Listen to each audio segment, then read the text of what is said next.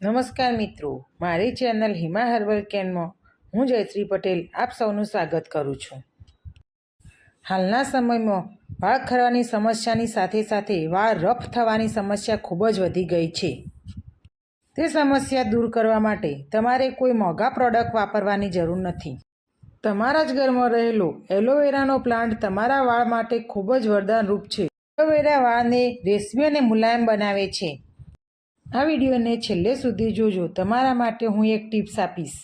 એલોવેરામાં 75 જેટલા સાયન્ટિફિક ગુણો છે।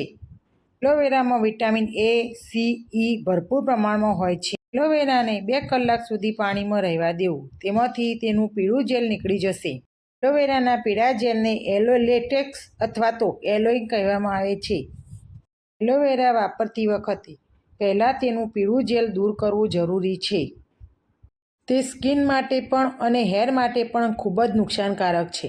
એલોવેરાની સાઈડની કિનારીઓ કાપી તેમાંથી ચમચી વડે તેનું જેલ બહાર કાઢી લેવું।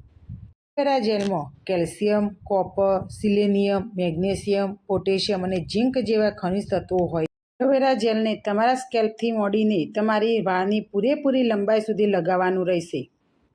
25 મિનિટ રહેવા દે, ચોખ્ખા પાણીથી ધોઈ દો, તમારા વાળ સિલ્કી અને સ્મૂથ તમને દેખાશે।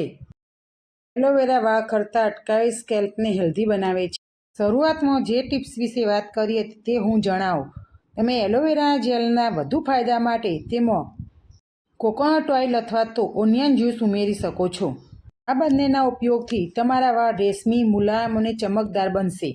આવી ઘરેલું હેર કેર અને બ્યુટી ટિપ્સ માટે અમારી ચેનલને લાઇક કરો, શેર કરો અને સબસ્ક્રાઈબ કરવાનું ભૂલશો નહીં। નમસ્કાર મિત્રો।